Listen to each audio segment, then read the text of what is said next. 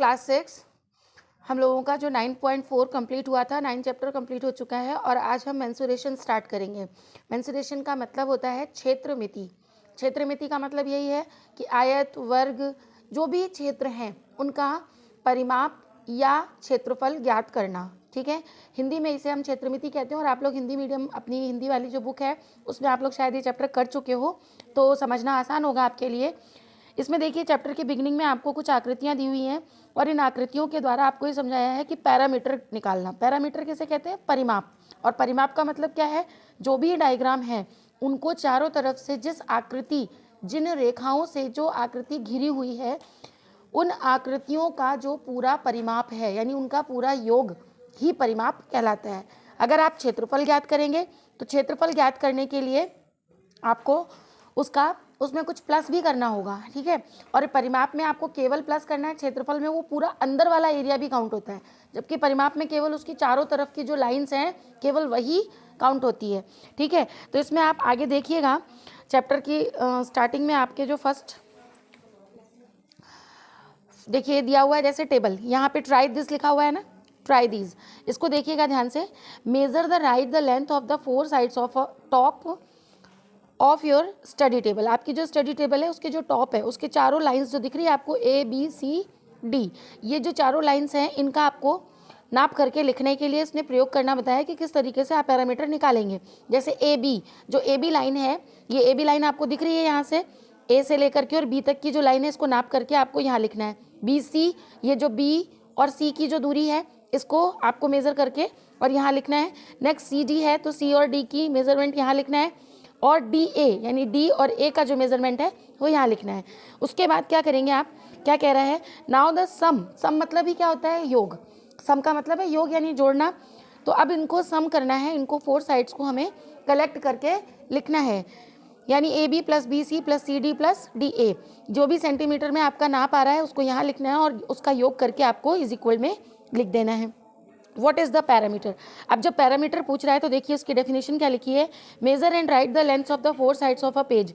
जो आपकी नोटबुक है उसके जो चारों साइड्स हैं, जैसे ये आपकी नोटबुक है, उसका ये साइड, उसका ये साइड, उसका ये साइड और इसका ये साइड, ये पेज का मेजरमेंट आपको यहाँ पे पूछा है। तो ये एग्जाम्पल्स के थ्रू आपको केवल समझाया है। फिर ये लास्ट में पूछा है इसने, what is the parameter of a page? एक पेज का पैरामीटर क्या होगा? तो ये जो चारों साइड्स अभी आपने देखी, पेज की जो चारों साइड्स हैं इनको आप मेज़र करके स्केल से और यहाँ लिख करके जब प्लस कर देंगे तो पेज का मेजरमेंट निकल जाएगा। सेम उसी तरीके से ये देखिए पेज नंबर 207 पर आपको कुछ ये 4th क्वेश्चन देखिए ध्यान से। Find the parameter of the following figures. ये फिगर्स दी हुई हैं और इनका मेजरमेंट भी दिया हुआ है। जैसे AB, जो ये AB है इसका मेजरमेंट है 40 सेंटीमीटर, BC का मेजरमेंट दिया है 10 सेंटीमीटर, CD का मेजरमेंट दिया है 40 सेंटीमीटर। क्योंकि ये रेक्टेंगल है, रेक्टेंगल में जो अपोजिट साइड्स होती हैं, जैसे इसका अपोजिट ये है और इसका अपोजिट ये है, तो दोनों क्या होती हैं? एक दूसरे के इक्वल होती हैं। तो इधर भी 10 सेंटीमीटर, इधर भी 10 सेंटीमीटर, इधर 40 और इधर भी 40। अब इन चारों को आपको यहाँ पर लिख देना है, प्लस का साइन लिखा हुआ है, और इक्वल के बाद में आपको उसका आंसर ऐड करके लिख देना है। ठीक है, ऐसे ही यहाँ पर देखिए आपको स्क्वायर दिया हुआ है। इस स्क्वायर क्या होता है? जिसकी 4 साइड्स इक्वल होती हैं। ठीक है, चारों साइड्स इक्वल होती है स्क्वायर में, आपको सबको पता है बच्चों। तो ये चारों साइड्स यानी AB, BC, CD and DA, चारों साइड्स जो हैं वो 5 सेंटीमीटर की दी हुई हैं। अब 5 सेंटीमीटर प्लस प्लस प्लस करते हुए आंसर क्या आ जाएगा? 5 4 जा 20, तो 20 सेंटीमीटर हमारा इसका मेजरमेंट, जो पैरामीटर पूछा है, पैरामीटर निकल जाएगा। इसी तरीके से इसमें ये फिगर देखिए, प्लस का फिगर दिया हुआ है, इसमें देखिए आप, इसमें बहुत सारे आपको नाम लिखे हुए दिखेंगे। यहाँ से स्टार्ट है देखिए, AB, फिर BC, फिर CD, DE, EF, फिर FG, GH, HI, IJ, JK, KL, ये मेजरमेंट है। बस इन्हीं चारों तरफ की जितनी भी रेखाएं हैं इन्हें आपको यहाँ पर ऐड करके और इसका आंसर लिखना है। ठीक है बच्चों, आई थिंक आप सबको समझ में आ रहा होगा और आप सब इसे समझ पा रहे होंगे। अगर किसी को कोई फिर भी प्रॉब्लम आती है तो आप लोग मुझे फ़ोन करके इंडिविजुअली, मेरे पर्सनल नंबर आप सबके पास है और आप फ़ोन पे पूछ सकते हैं, या फिर आप यूट्यूब के कमेंट बॉक्स में जाके कमेंट डाल दीजिए, मैं आपको आंसर ज़रूर दूंगी। ये आपकी बुक में देखिए एग्जाम्पल्स दिए हुए हैं 200 पेज नंबर 208 पर। एग्जाम्पल 1, एग्जाम्पल 2, इसमें आपको सॉल्यूशंस भी दिए हुए हैं। ठीक है, बहुत ईजी तरीके से दिया हुआ है और इसी तरीके से हमको पैरामीटर्स निकालने हैं, तो हम अभी स्टार्ट कर रहे हैं एक्सरसाइज नंबर 10.1।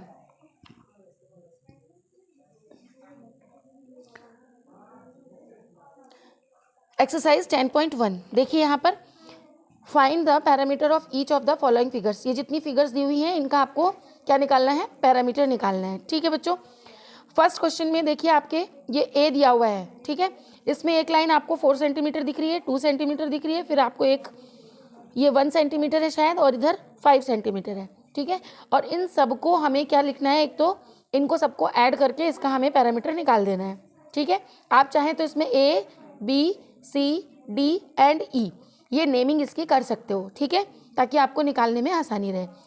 ये देखिए यहाँ पर एक रोम्बस जैसा दिया हुआ है, रेक्टेंगल तो नहीं है, ये रोम्बस है जिसकी इधर वाली साइड इक्वल है, बाकी ये दोनों साइड्स इक्वल नहीं है।